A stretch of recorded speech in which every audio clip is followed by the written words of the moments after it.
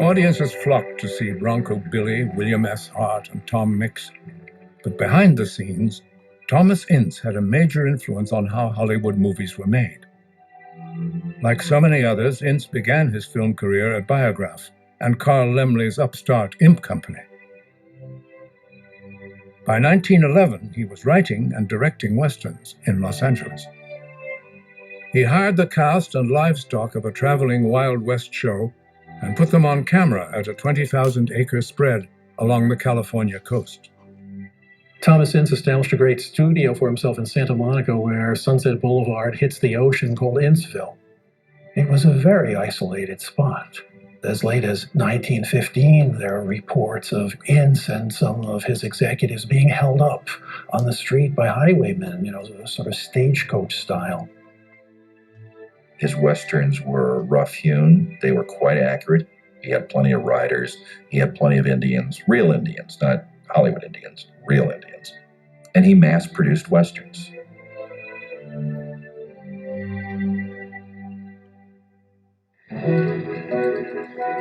Thanks to automobile magnate Henry Ford, mass production was creating a new model for American business.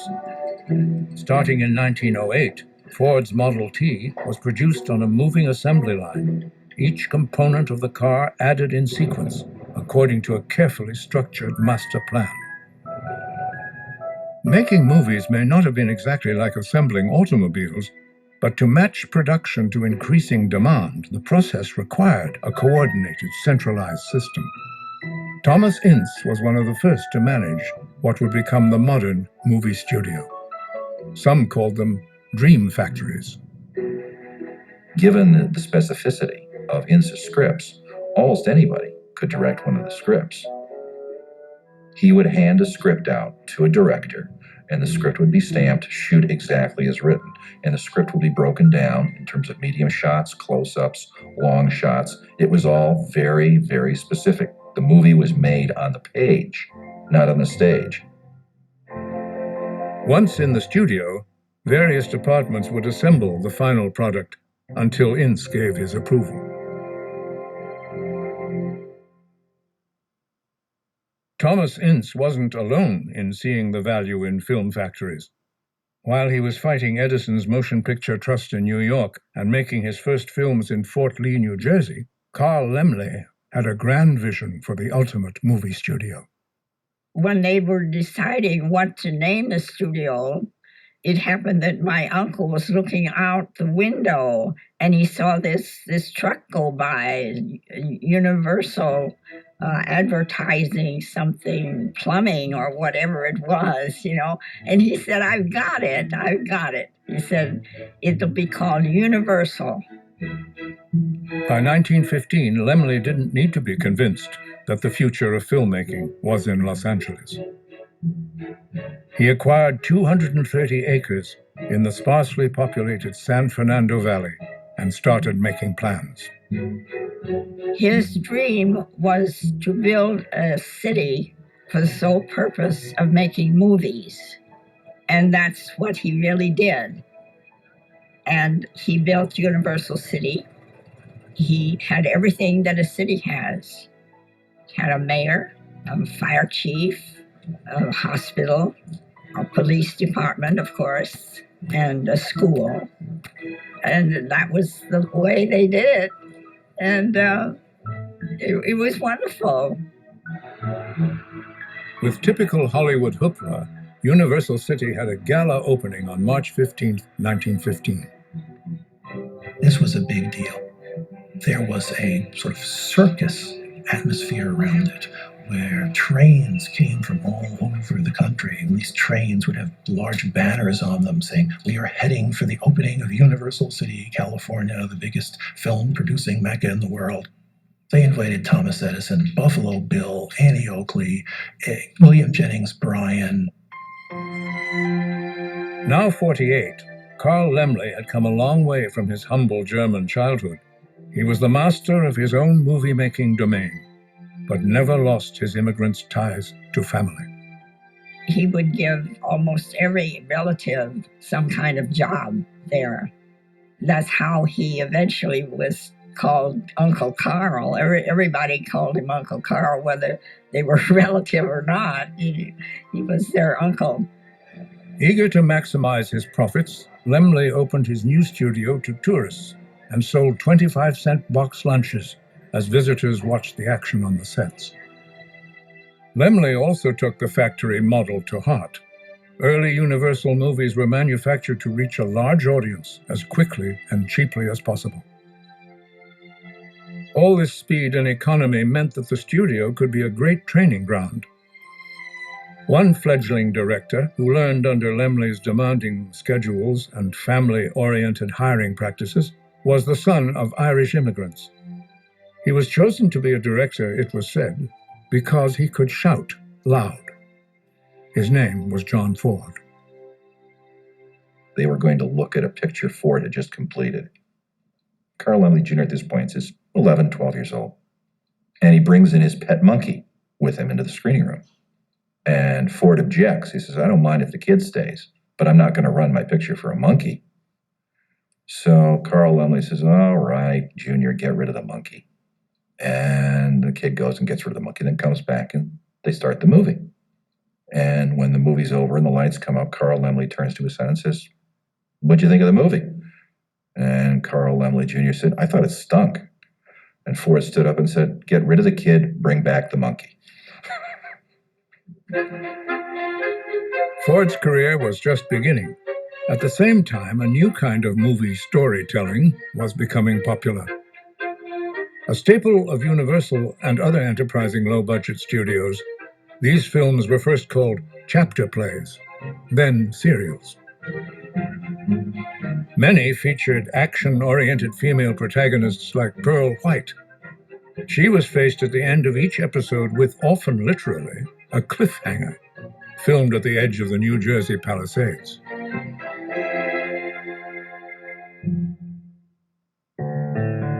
Like serialized magazine stories and novels before them, cliffhangers encouraged moviegoers to come back for next week's new installment, a major goal of profit-minded picture makers. Movies, especially serials that featured female stars, had a major influence on a changing America. In terms of changing women's lives, movies and automobiles, the advent of being able to control your locomotion, your movement, and the vote, they all happened together in about 10 years. The vote coming last in 1920.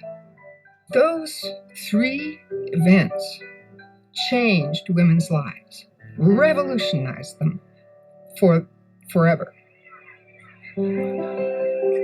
During the period of 1910 to 1920, a majority of early movie audiences were women and children. And many of the early movie makers realized that women were often best at appealing to these audiences as writers and even directors. Hollywood was built by women, immigrants, and Jews, people who never would have been accepted in any other profession. Most people, when they think of powerful women in the silent movie days, think of actresses. But actually, the most powerful women in many silent movie years were producers, directors, writers. Pioneers such as Alice Guy Blaché had been directing as early as 1896, and by 1913, behind-the-scenes power was still available to women, such as former concert pianist and actress Lois Weber. I think Lois Weber is incredibly important in the history of the American silent screen. I think Carl Laemmle's attitude at Universal was that she was a woman he could trust as a director. She always came in on budget. She was never going to let him down, and her films actually sold. They made money for him. That was what was most important. I don't think Laemmle cared if you were a man or a woman. If you could make a film and make him some money, then he was happy. By the 1910s, she was the most prominent director at Universal, the highest paid director on the lot. Lois Weber was one hell of a storyteller. She could know what was going to work on the screen. She edited while she was filming. She appreciated the nuances before others did. She appreciated the importance of background, of the texture of the film. She would make films dealing with anti-Semitism, with opposing the death penalty. She made films about the dangers of scandal and gossip, on hypocrisy in religion and business and politics. She made films advocating birth control, and she made films opposing abortion. Another female movie pioneer was Frances Marion. She had been an artist and model before turning to the movies in 1914. For the next 25 years, Marion was one of Hollywood's most successful screenwriters. Frances joined as a writer because Lois Weber, the director, realized that she was starting to get letters from people complaining that the actors had no script to follow. So they were just talking about last night's date, and people in the audiences could read lips. So Frances started writing words for the extras to say. One of the amazing things when you look at Frances Marion's filmography is you see she had over 250 produced films. When she met Mary Pickford in 1914, she originally went to see Mary to draw her portrait. The two of them very quickly found a close friendship, and the two of them really created a genre of films, Pickford as a little girl. Frances Marion's greatest gift to Mary Pickford was probably adapting The Poor Little Rich Girl for her, because in that film, unlike any other Pickford film before that, the essence of Mary Pickford was distilled. The partnership of Frances Marion and Mary Pickford, America's cute and spunky sweetheart, was powerful. Together, they were transforming an actress into a Hollywood star.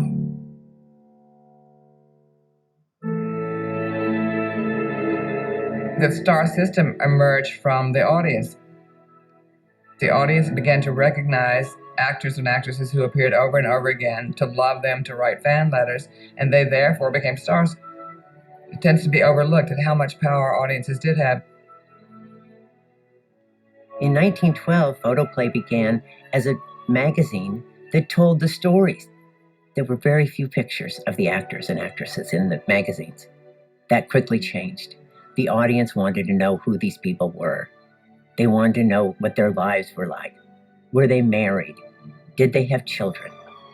And very quickly, the story took a back seat to the story of these actors' lives. At first, they were known as picture personalities, then simply stars. Mary Pickford capitalized on her growing fame by signing a contract with Adolf Zucker in 1913 for $500 a week. By 1916, it was $10,000. As contentious as Mary Pickford's relationship with D.W. Griffith was, it was almost the polar opposite with Adolf Zukor, which was surprising because Adolf Zukor was known as a very, very, very difficult individual, but he adored Mary Pickford. He called her sweetheart honey. She called him daddy. They had a very father-daughter paternal relationship. Star power was growing quickly. By 1917, Pickford's friend Charlie Chaplin was his own producer and making $125,000 a film. An average American schoolteacher earned only $1,000 a year. Mary Pickford was the actress for whom the term movie star was really created. She was the most famous woman in the world before anyone even knew her name. She was the girl with the golden curls, known worldwide, the first true worldwide celebrity. Mary Pickford was a great proponent of positive thinking, of visualization. She envisioned herself with money. She envisioned herself with power. Adolf Zucker knew a little something about money and power. He'd outbid his competitors for Mary Pickford. In 1916, he consolidated his ambitions with a merger with Jesse Lasky, creating Famous Players Lasky, drawing upon proven stage successes and the appeal of popular stars. The former furrier was an empire builder. He was smarter than many of them, so he was not looking so much for present profits as future profits, which distinguished him to some degree from the people he was negotiating with. The creation of famous players Lasky put two strong personalities on a collision course. We have Samuel Goldfish now thrown in the same room as Adolf Zucker. And as I hope I can make clear here, it was very hard for anybody to be in the same room with Samuel Goldfish, whether he was selling gloves or whether he was making movies. This was not a man who played nicely with others. And Goldfish was kicked out of the company, largely because a decisive vote was cast by Jesse Lasky, Goldfish's own brother-in-law. Zucker left it up to my father to pay off Mr. Goldfish, and they met at a hotel in Hollywood, and he gave him almost $1 million in cash. Thereafter, Goldfish hooked up with a pair of Broadway actor, writer, director, producers. They were called the Selwyn brothers, Edgar and Archibald Selwyn. And Goldfish went into business with them, and they formed a company combining a syllable from each of their names. That is, Gold from Goldfish and Win from Selwyn. So it was either that or Selfish Productions, which some say was more apt. Samuel Goldfish liked the elegant sound of the Goldwyn name and soon adopted it as his own. My father was always very sensitive about the goldfish thing. If he saw a goldfish bowl, it made him nervous.